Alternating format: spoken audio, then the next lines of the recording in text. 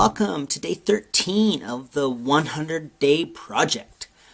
Today I'm going to feature two, that's right, not one, but two of my favorite poems by perhaps one of my favorite poets in the world. His name is Philip Larkin. Philip Larkin was an English poet, an author, and a librarian. He died in 1985 on December 2nd. Thank you, Wikipedia. Anyways, I discovered Philip Larkin when I was doing my arts degree. I think in like my second or so year, I was taking like a 19th century literature class. And my textbook for that class had works spanning the entire 19th century. So I think taking like part one, which was like the early 19th century.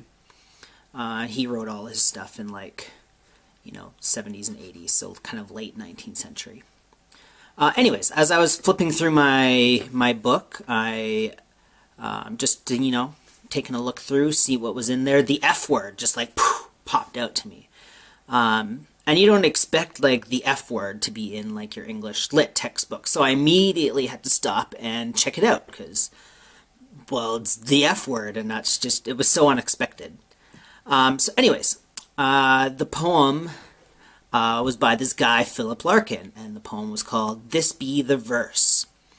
And after reading the poem, I was hooked. I was immediately hooked, and I had to read like all his poems. And it was like Philip Larkin and I were like kindred spirits. He's pessimistic. He has a negative outlook on life, borderline nihilistic view of the world. And his kind of viewpoint and stuff is very similar to mine.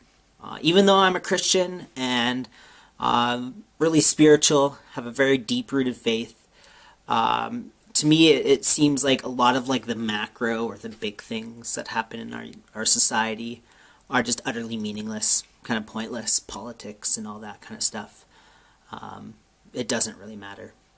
The things that do matter are the small things in life, the micro things, the individual relationships, the connections that you make, being kind, person to person.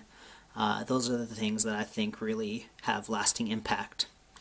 And Philip Larkin, he zeroes in on those individual relationships and those individual micro thoughts and feelings and attitudes about the world.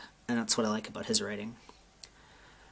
So today, I'm going to let you hear the author read his own poems. I feel like there's something special when you can actually hear the author read in his own voice, and you can get almost better sense of kind of what he is maybe thinking and feeling as he reads this poem. So here's my official language warning. His language can be a little bit vulgar, as I mentioned. So if you are offended by vulgar language, I would encourage you to pause the video here. But I would also encourage you to keep going, even if you are offended. Being offended is a good thing, and then asking yourself is, why am I offended by this language? And is there meaning behind it? I think Philip Larkin was a man who chose his words very carefully. And I think even the vulgarities have meaning within his poems. So that's my encouragement to you, is to not let vulgar language dissuade you from reading or hearing good literature. Anyways, so without further ado, here is Philip Larkin reading his poem, This Be the Verse, and his poem, High Windows. This be the verse. They fuck you up, your mum and dad. They may not mean to, but they do. They fill you with the faults they had, and add some extra just for you. But they were fucked up in their turn by fools in old-style hats and coats, who half the time were soppy-stern and half at one another's throats. Man hands on misery to man.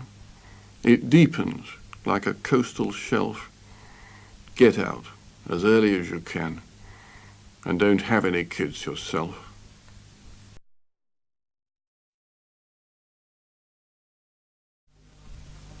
High windows. When I see a couple of kids and guess he's fucking her and she's taking pills or wearing a diaphragm, I know this is paradise everyone old has dreamed of all their lives. Bonds and gestures pushed to one side like an outdated combine harvester, and everyone young going down the long slide to happiness endlessly.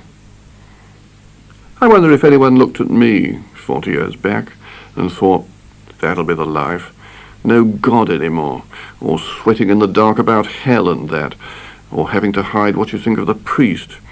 He and his lot will all go down the long slide like free bloody birds.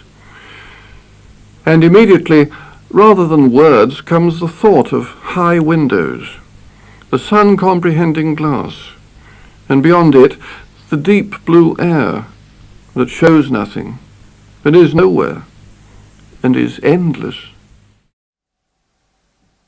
Okay, there we go. I hope you enjoyed that. If you didn't enjoy that, let me know why you didn't enjoy that in the comment section. And we'll see you tomorrow for day 14, 2 weeks in. Crazy how 2 weeks flies. Anyways, 2 weeks in for the 100-day project. Coming at you tomorrow morning or tomorrow evening with another fresh new poem straight from the imagination and mind of Ken Peters. Anyways, I hope you have a great night, and we'll see you tomorrow. Bye!